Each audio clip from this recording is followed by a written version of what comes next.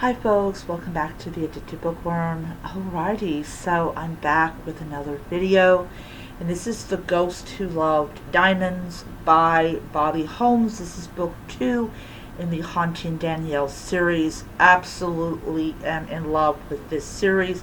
I am going to read every single book in this series. Alright, so this is book 2. This takes place after the events of book 1, and it features once again a returning cast of very memorable, charming characters.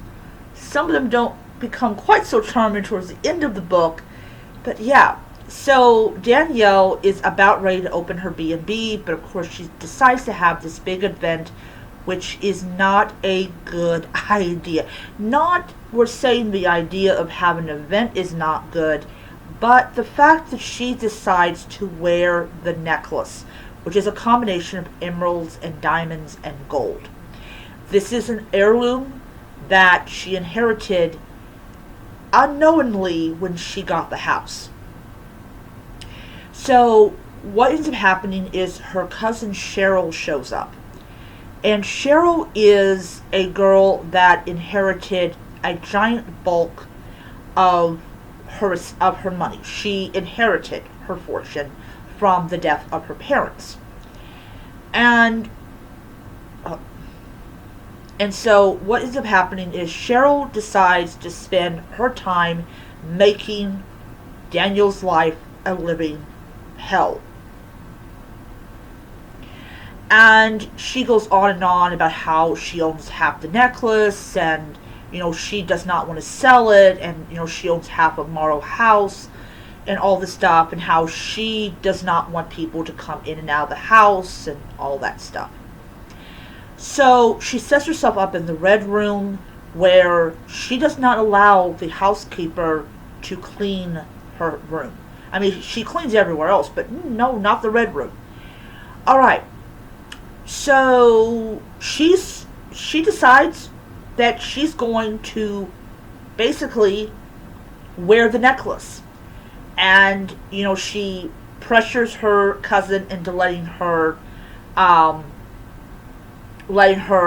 basically wear the necklace, and she runs out of the house with the necklace around her neck.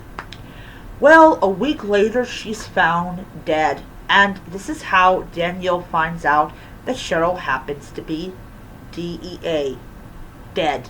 D-E-A-D. Dead.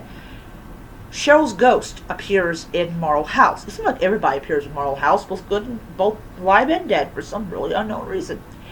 And Cheryl has no memory. At first, Danielle thinks that Cheryl is alive, because, hey, Cheryl is here. No idea that she's a ghost, until Cheryl was able to see Walt. And that should be impossible, because Cheryl doesn't have the ability to see spirits.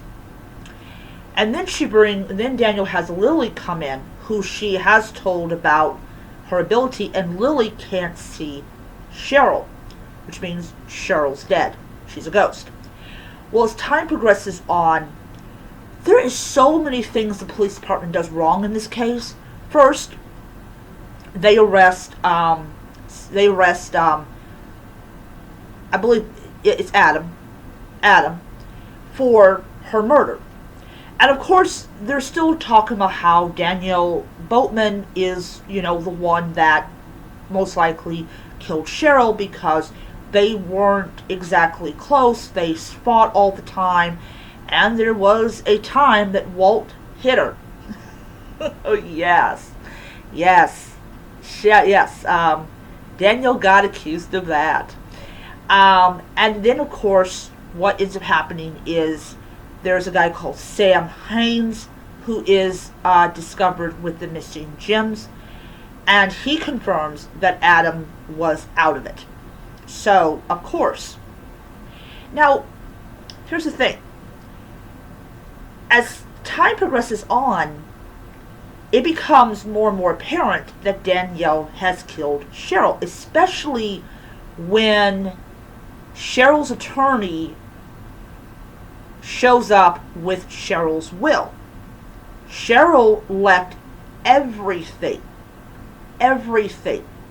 to Danielle. her house in California, her money, any investments she had, she gets it. Oh, yep, that's definitely a reason to kill someone. So, who actually killed Cheryl? Well, we know it wasn't Danielle because Danielle was at home.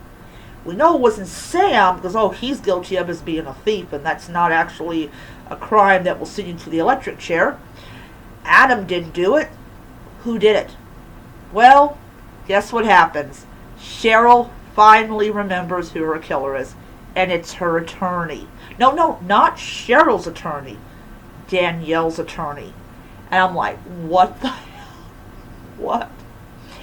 And, of course, when he comes around after he almost died, he's like, oh, no, I didn't do it. Danielle tried to kill me and everything.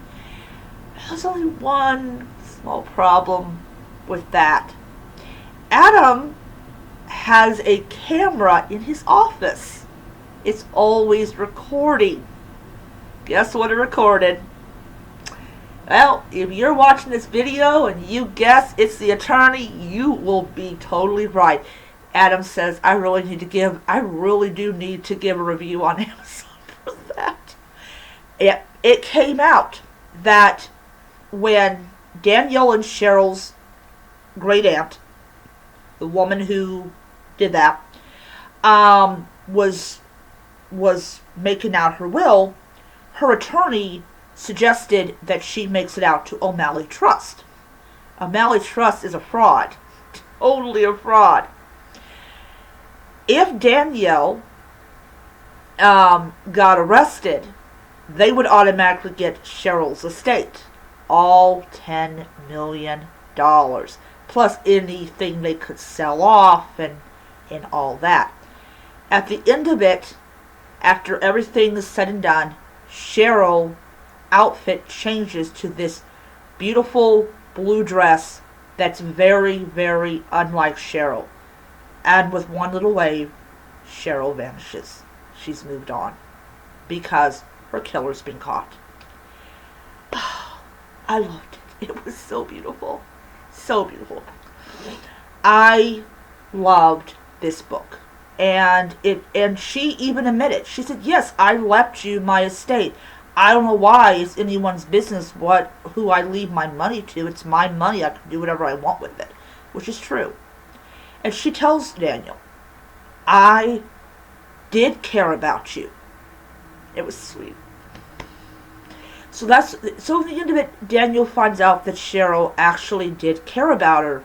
She's just, when you're dead, you don't care about the stuff that you used to care about. I'm not